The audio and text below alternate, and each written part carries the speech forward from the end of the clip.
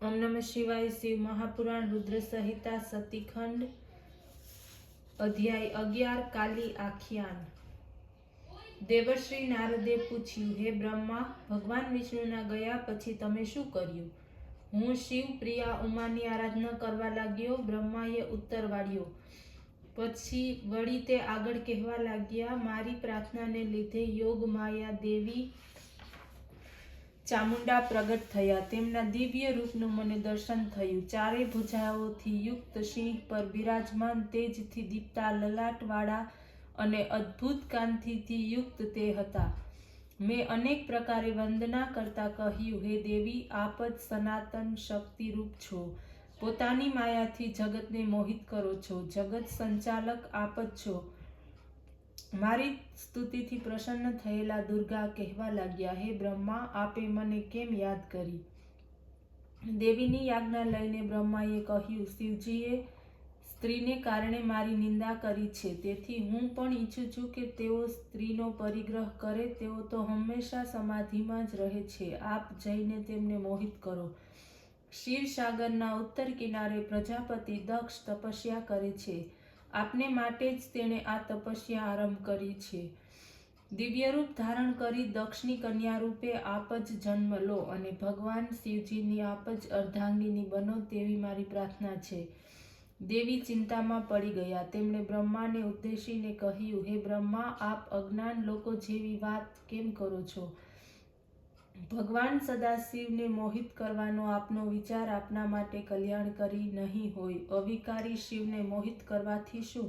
હું તો તેના ચરણની દાસી છું। તે તો માયાના સ્વામી છે, તે માયાના વશમાં કેમ થશે? દેવીએ વિચાર કર્યો કે જો હું વરદાન ન આપું તો પરંપરાનો નાશ થાય, તેથી તેવો ઉપાય કરવો જોઈએ કે જેનાથી કોઈ અનિષ્ટ ન થાય।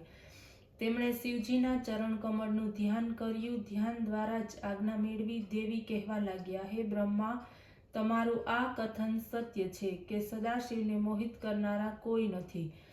સ્વયં મારામાં આ શક્તિ છે, પરંતુ હું તેના માટે જરૂર પ્રયાસ કરીશ। હું સતીનું રૂપ ધારણ કરીશ, તેમની આજ્ઞા પ્રમાણે વર્તીશ।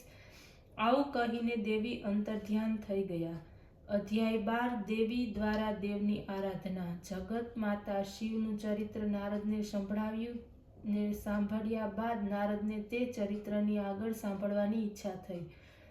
નારદે તે માટે બ્રહ્માજીને વિનંતી કરી। ત્યારે બ્રહ્માએ કહ્યું કે 3000 વર્ષો સુધી વ્રતી દક્ષે તપ કર્યું, જેનાથી જગતજનની દુર્ગાનો સાક્ષાત્કાર તેમને પ્રાપ્ત થયો। પ્રગટ અને પ્રસન્ન શિવાએ વરદાન માગવા દક્ષને કહ્યું।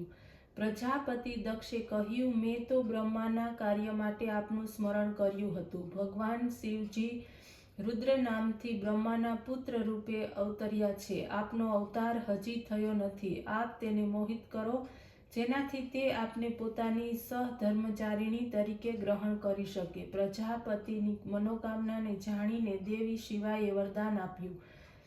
પોતે તેમની કન્યા રૂપે જન્મી ભગવાન શિવને કઠિન તપસ્યા દ્વારા પ્રાપ્ત કરશે। આમ કહીને દેવી અંતર્ધ્યાન થઈ ગયા।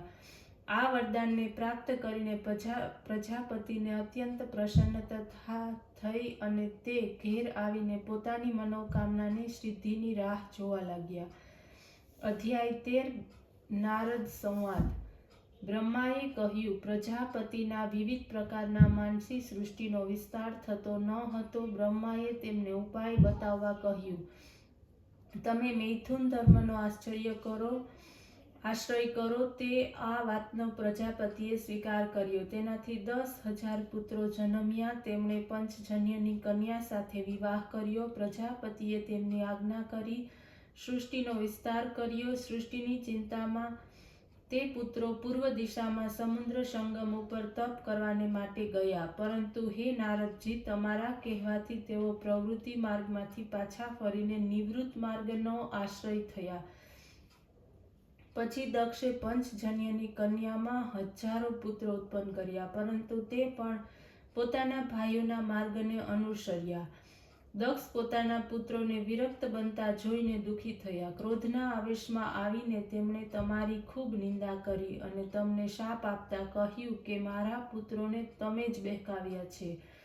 જાઓ, તમારો પગ પૃથ્વી પર ક્યારેય સ્થિર નહીં રહે. મુનિવર, આપ નિર્મલ સાધુ સ્વભાવવાળા બ્રહ્મજ્ઞાની છો, તેથી પ્રજાપતિના આ શાપને આપે અંગીકાર કરી લીધો છે. ઓમ નમઃ શિવાય.